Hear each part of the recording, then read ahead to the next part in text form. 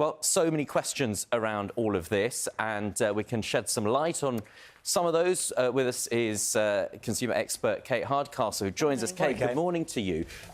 Firstly, how damaging is this in terms of the way customers feel about shopping with these big brands? Well, of course, to the customers first, it's a big reminder of how much of our life is tech-based, and that's really concerning when you think about the amount of data that these organisations are privy to put the orders through, addresses, card details, etc. It's that need from us as consumers for the want of reassurance that we are safe and this is still the right way to lead our lives and the way to shop.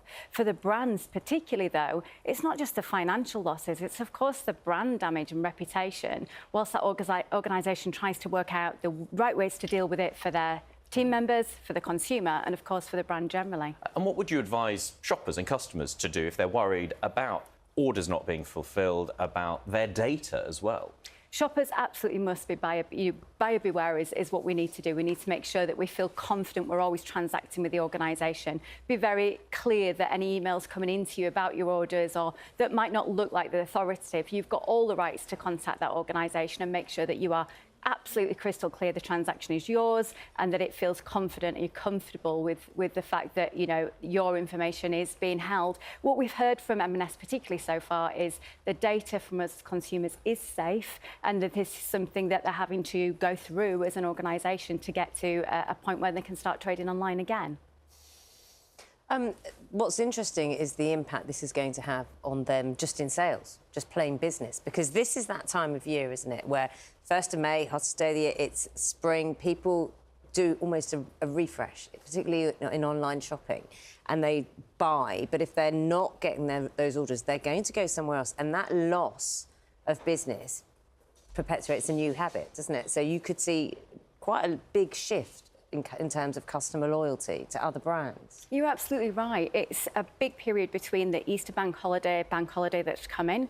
With the weather's turned, so people are thinking about summer holidays, and there is that fact that once you buy, you're not likely to buy again. So you might have had some good grace from your customers, particularly again M&S, for a week, but is it going to last much longer, or are those customers going to buy elsewhere?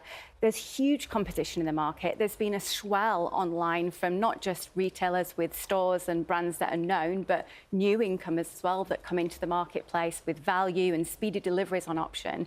There's a lot of temptation to go elsewhere, and it's going to be a huge blip in the retail calendar for M&S in terms of their financials.